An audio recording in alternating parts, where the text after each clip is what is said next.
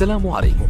لا تنسوا الإعجاب بالفيديو والاشتراك في القناة تشجيعا لنا لنستمر بنشر المزيد إن شاء الله. Bonjour. Aujourd'hui, je voudrais évoquer la question des personnes qui sont en France sans papier, des personnes étrangères sans papier, qui pourraient être régularisées parce que des entreprises ou des particuliers ou des artisans ou des commerçants voudraient engager ces personnes. Qu'est-ce qu'on peut faire et qui est concerné? Alors, le texte est ancien qui permet la régularisation de certaines personnes sans papier en France, puisqu'il date de la circulaire Valls du 22 novembre 2012. Il appartient au salarié ou sans papier de faire lui-même la démarche auprès de la préfecture. Pour cela, il y a plusieurs cas. Il devra prouver dans un premier cas 5 années de présence en France, 8 fiches de paie et un contrat et être donc pris par une entreprise en CDI pour un salaire au minimum au SMIC, et il devra donc se rapprocher de sa préfecture pour déposer cette demande. Le deuxième cas, c'est le salarié qui n'a que 3 ans de présence en France. Celui-là devra déposer 24 fiches de paie et également ce contrat de travail qu'on appelle un CERFA, c'est-à-dire un formulaire administratif rempli par la personne qui veut l'embaucher. Troisième cas, un salarié sans papier mais qui a 7 ans de présence en France.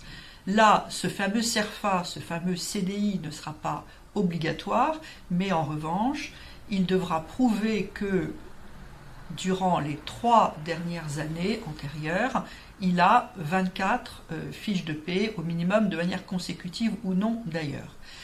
Là également, il dépose le dossier à la préfecture. Alors plusieurs questions se posent. La première question, comment peut-on produire des fiches de paie alors qu'on n'a pas eu de titre de séjour? Eh bien, c'est peut-être étonnant, mais néanmoins, il faudra produire ces fiches de paie et souvent l'administration va vérifier que ces fiches de paie ont bien fait l'objet des règlements et vont demander donc la preuve que le paiement a été effectué d'une manière ou d'une autre. Deuxième question que l'on pose souvent, cet employeur qui a donné les fiches de paie, qu'est-ce qu'il risque? Puisque du coup, ça veut dire qu'il a employé quelqu'un sans papier. Et les sanctions sont importantes, des sanctions pénales et des sanctions d'ordre social.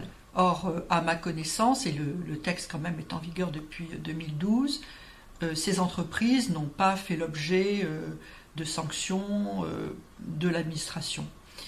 Troisième question qu'on peut se poser, qu'est-ce que ça va donner? Donc un salarié se présente avec son contrat de travail signé par l'employeur, ses fiches de paie, ses feuilles de présence en France, des documents qui sont demandés à la personne ou à l'entreprise qui veut l'embaucher, notamment la feuille registre du personnel, etc. Quelles sont les chances d'aboutir? Alors là, le dossier va passer par le canal de la directe, dont nous avons déjà parlé dans une vidéo précédente, c'est-à-dire la Direction générale des entreprises, de la concurrence, de la consommation, du travail et de l'emploi, et la directe va apposer ou non son tampon d'acceptation sur le contrat qui est présenté par l'entreprise qui veut engager cette personne. Sachant qu'en France actuellement, il y a une centaine de métiers qui sont réputés sous tension, l'hôtellerie, les métiers du bâtiment, la restauration et d'autres métiers liés par exemple à la personne ou à l'aide à la personne, ou également des métiers particuliers dans l'industrie tels que soudeur, etc. et beaucoup d'autres métiers. Donc le dossier est transmis à la préfecture par le candidat au poste. Les délais pour avoir une réponse sont très variables selon les préfectures, mais en tout cas durent plusieurs mois, ça c'est certain. Soit la préfecture a un accord de la directe et accepte donc de délivrer un titre de séjour, soit il y a un refus, souvent d'ailleurs suivi par une obligation de quitter le territoire pour le salarié. Mais en tout état de cause, l'employeur ne va pas être inquiété s'il y a un refus de demande de titre de séjour. Ce qui est important, c'est de bien préparer les dossiers, ce n'est pas si facile, car il faut faire attention, par exemple, exactement au niveau du SMIC, du code ROM de l'entreprise, si l'entreprise indique bien qu'elle est totalement à jour au niveau de ses obligations sociales et fiscales et le prouver. Et donc il est important, je pense, de faire voir le dossier ou de faire réviser le dossier par un professionnel, notamment parce que, ne l'oublions pas, la première condition, c'est la durée de présence en France. Et pour cela, il faut un certain nombre de preuves qu'avec l'habitude, on peut estimer suffisantes ou pas suffisantes, et notamment donc avoir une idée des chances de succès de ce type de dossier. Alors, tous les dossiers ne sont pas acceptés, même s'ils sont complets. On peut dire qu'un dossier bien préparé a à peu près une chance sur deux d'être pris, notamment s'il est dans un domaine où le recrutement est sous tension, est tendu. Mais souvent, les refus interviennent pour des questions de forme, et ça, on peut éviter qu'il y ait des refus uniquement pris sur des problèmes de forme ou de manque d'éléments ou de manque de documents ou de documents mal remplis. Donc il est important là aussi de faire revoir les dossiers par des personnes qui ont l'habitude. Bonjour, aujourd'hui je voudrais évoquer la question des personnes qui sont en France sans papier, des personnes étrangères sans papier, qui pourraient être régularisées parce que des entreprises ou des particuliers ou des artisans ou des commerçants voudraient engager ces personnes. Qu'est-ce qu'on peut faire et qui est concerné? Alors, le texte est ancien qui permet la régularisation de certaines personnes sans papier en France, puisqu'il date de la circulaire Valls du 22 novembre 2012. Il appartient aux salariés ou sans papier de faire lui-même la démarche auprès de la préfecture. Pour cela, il y a plusieurs cas. Il devra prouver dans un premier cas 5 années de présence en France, 8 fiches de paie et un contrat, et être donc pris par une entreprise en CDI pour un salaire au minimum au SMIC, et il devra donc se rapprocher de sa préfecture pour déposer cette demande. Le deuxième cas, c'est le salarié qui n'a que 3 ans de présence en France.